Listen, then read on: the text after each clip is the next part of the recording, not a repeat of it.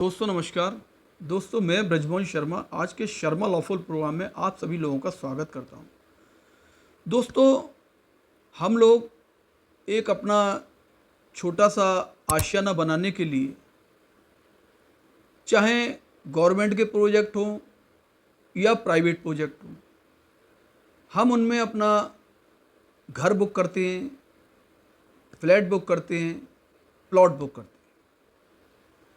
लेकिन बुक करते समय विशेषकर हमें इन सब बातों की जानकारी रखनी चाहिए कि जो हम प्लॉट, फ्लैट या मकान बुक कर रहे हैं वो हमें कब तक मिलेगा,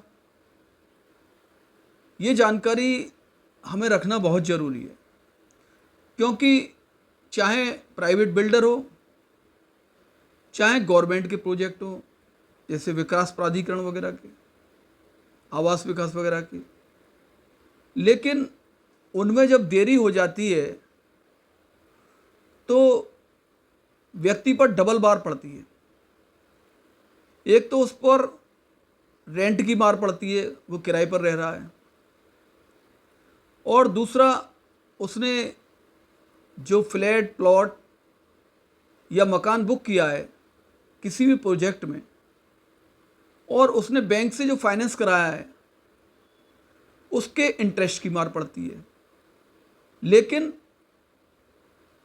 वो आज भी किराए के मकान में रह रहा है। तो इन सब बातों की जानकारी हमें विशेषकर रखनी चाहिए। दोस्तों जो लोग मेरे अभी YouTube चैनल से नए जुड़े हैं, प्लीज़ वो मेरी वीडियो को लाइक करें और सब्सक्राइब करें। दोस्तों आज मैं एक ऐसा ही सुप्रीम कोर्ट का बहुत महत्वपूर्ण निर्णय लेकर आया हूं आप लोगों के बीच, और आप लोग मेरी वीडियो में कंटिन्यू बने रहना, अंत तक बने रहना। मैं आपको एक एक पॉइंट समझाऊंगा कि सुप्रीम कोर्ट ने अभी जो लेटेस्ट निर्णय दिया है इस मामले पर, उससे आपको क्या फ़ायदा मिल सकता है। आप मेरी वीडियो में कंटिन्यू बने रहें। दोस्तों सुप्रीम कोर्ट में एक मामला जाता है, और वो मामला है greater Mohali area development authority versus Anupam Garg and others. इस मामले में सुप्रीम कोर्ट ने स्पष्ट कहा है कि डिलीवरी ना होने की स्थिति में डेवलपर्स को पीड़ित घर खरीदारों को ब्याज सहित मूल राशि वापस करनी होगी। ये किन कंडीशन में करनी होगी, कैसे करनी होगी, इसको मैं विस्तार से बड़े सरल तरीके से आपको बताऊंगा, और आप बड़ी शांति से इस वीडियो में बने रहें। दोस्तों सुप्रीम कोर्ट ने जो सिद्धांत बनाए हैं वो पूरे सिद्धांत में आपको वन बाय वन बताऊंगा, और जो नियम निर्धारित किए हैं वो भी इसी में जॉइंट होंगे। दोस्तों सबसे पहले नंबर 1, सुप्रीम कोर्ट ने जो पहला सिद्धांत बनाया है वो है ब्याज सहित वापसी। अब ब्याज सहित वापसी आपको किस कंडीशन में मिलेगी ये मैं आपको विस्तार से बताता हूं, कि अगर आपने भुगतान कर दिया है समय से और आपको अभी पोजेशन नहीं मिला है, प्रॉपर्टी पर कब्जा नहीं मिला है, तो ब्याज सहित भुगतान की राशि के आप हकदार हो वापसी के। नंबर 1। नंबर 2 है विलंबित निष्पादन की स्वीकृति। इसमें बताया गया है कि जहां अनुबंध के निष्पादन कोई समय निर्धारित नहीं किया या जहां समय अनुबंध का सार नहीं है, यानी कि कॉन्ट्रैक्ट में आपने जब बुक किया है उसमें कोई समय निर्धारित नहीं है या समय को हमें नहीं बताया गया है, तब आप उसमें किसी भी प्रकार की ब्याज की वापसी नहीं कर सकते। अपने पैसे की वापसी कर सकते हैं, ब्याज की वापसी आप कतई नहीं कर सकते हैं।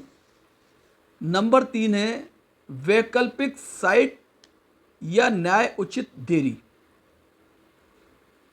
इसका मतलब है कि जहां पहले आवंटित प्लॉट, फ्लैट या घर को डिलीवर करने में असमर्थता के मद्देनज़र वैकल्पिक साइट की पेशकश की जाती है, वैकल्पिक यानी अदर, या सहमति मूल्य पर डिलीवरी की जाती है आपकी सहमति के ऊपर, या जहां आवंटित प्लॉट, फ्लैट, घर के कब्जे को डिलीवर करने में देरी न्याय उचित है, यानी किसी कारण बनी हुई है जो न्याय उचित है, ये लीगली सही है, तो आप यानी कि आवंटी ब्याज या मुआवजे का हकदार कतई नहीं होगा। नंबर 4 है मानसिक पीड़ा और कष्ट। इसमें यह बताया गया है कि यद्यपि अनुबंध कानून आमतौर पर मानसिक पीड़ा के लिए हर्जाने को मान्यता नहीं देता, न्यायालय ने यह माना है कि यदि प्राधिकरण लापरवाही या मनमाने ढंग से या अपनी स्वेच्छा से कार्य करता है तो प्रशासनिक कानून सिद्धांत के तहत मुआवजा दिया जा सकता है आपको। नंबर 5वां जो पॉइंट है वो है उच्च मूल्य पर वैकल्पिक आवंटन।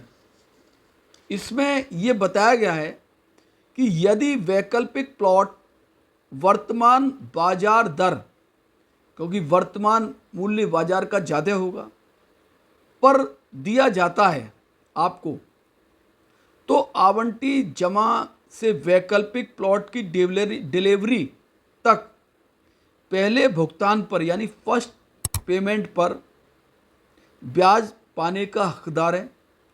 साथ ही यदि मूल देरी अनुचित थी तो संभावित मुआवजे के भी आप हकदार हैं, आप ले सकते हैं प्राधिकरण से।